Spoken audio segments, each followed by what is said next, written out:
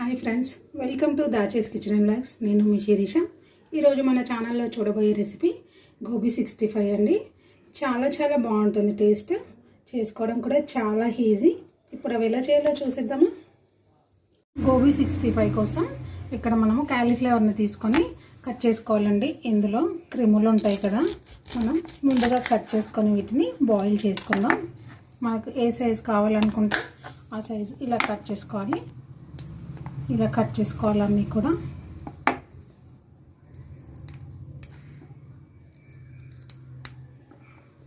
ఇలా చిన్న ముక్కలుగా కట్ చేసుకున్నాం కదండి, వీటిని ఉడికించుకుందాం. ఇప్పుడు ఒక వెడల్పాటి గిన్నె తీసుకొని అందులోకి మనము 1 లీటర్ వాటర్ తీసుకోవాలండి.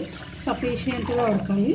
ఇందులోకి కొద్దిగా సాల్ట్ అండి, కొద్దిగా పసుపు కూడా వేసుకోవాలి. క్రిములు ఏమన్నా ఉంటే పోతాయి. ఇప్పుడు మనము కాలీఫ్లవర్ని యాడ్ చేసేసుకుందాం.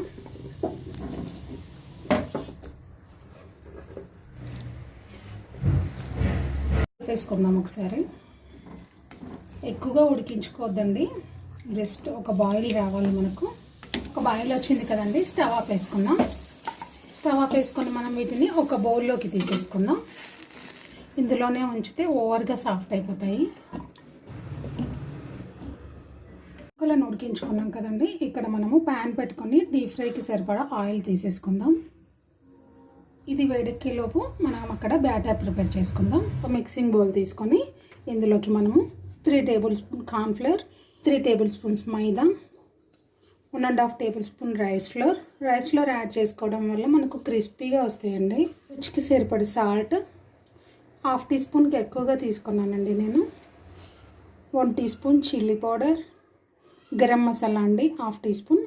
హోమ్మేడ్ గరం మసాలా చాలా స్పైసీగా ఉంటుంది, అందుకే తక్కువగా తీసుకున్నాను నేను. మీకు ఈ మసాలా పొడి లింక్ నేను డిస్క్రిప్షన్లో ఇస్తాను, చూడండి ఒకసారి. కొద్దిగా వంట సోడా ఎక్కువగా వేసుకోవద్దండి, ఆయిల్ లాగేస్తుంది. 1/2 teaspoon ginger garlic paste. ముందు మనము కలిపేసుకోవాలండి, డ్రై ఇంగ్రీడియంట్స్ అన్నీ కూడా కలిసేలాగా. తర్వాతనే వాటర్ యాడ్ చేసుకోవాలి. ఎందుకంటే మనం ఇందులో సోడా వేసాం కదా, అది మనకు ఈవెన్గా కలిసిపోవాలి, లేదంటే పేలుతాయి కదా. ఇప్పుడు మనము థిక్ బ్యాటర్ చేసుకోవాలండి. మిర్చి బజ్జీకి ఎలా ప్రిపేర్ చేసుకుంటాం థిక్ బ్యాటర్, అలా చేసుకోవాలి. అప్పుడే మనకు కోట్ అవుతుంది మంచిగా.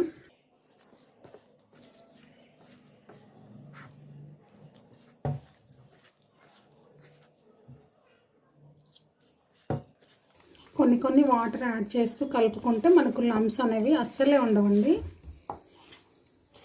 ఇలా మనము థిక్ బ్యాటర్ చేసుకున్నాం కదండి. ఇది కలర్ వేస్తున్నానండి నేను, లిక్విడ్ రెడ్ కలరు. 2 డ్రాప్లు అయితే సరిపోతుంది. ఇది కలర్ చాలా ఎక్కువగా ఉంటుంది. మీరు ఇందులో కేసర్ కలర్ అయినా యాడ్ చేసుకోవచ్చు.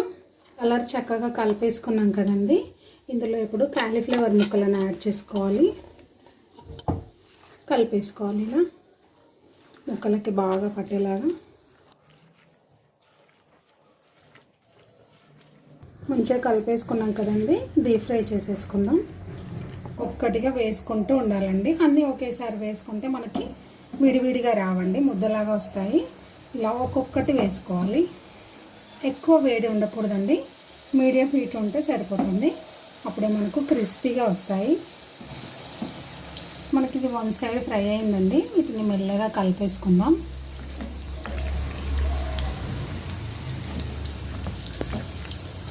మీకు ఫుడ్ కలర్ ఇష్టం లేకపోతే స్కిప్ చేయొచ్చండి, కలర్ఫుల్గా ఉండడం కోసం యాడ్ చేశాను నేను. మనము మీడియం ఫ్లేమ్లో పెట్టి ఫ్రై చేసుకునేటప్పుడు ఒక్కోసారి ఆయిల్ చల్లబడుతుందండి. మనము ఇవి యాడ్ చేసుకోగానే అప్పుడు మనం కొద్దిసేపు ఫుల్ ఫ్లేమ్లో పెట్టుకోవచ్చు. ఫ్రై అయిపోయినాయండి, ఇవి తీసి ఒక ప్లేట్లో పెట్టుకుందాం. టిష్యూ పేపర్ పైకి తీసుకుంటే ఎక్స్ట్రా ఆయిల్ కూడా లాగేస్తుంది. అన్నీ కూడా ఇలాగే ఫ్రై చేసుకోవాలండి. ఇది మనం టైంపాస్కి తిన్నా కానీ, సైడ్ డిష్గా తిన్నా కానీ చాలా బాగుంటుంది.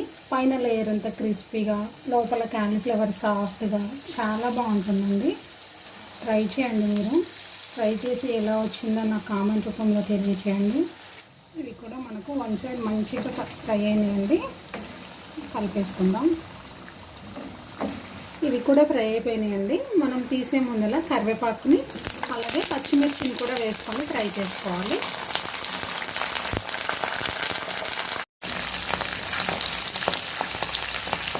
కరివేపాకు పచ్చిమిర్చి కూడా మంచిగా ఫ్రై అయిపోయింది. తీసి అదే ప్లేట్లోకి పెట్టేసుకుందాం.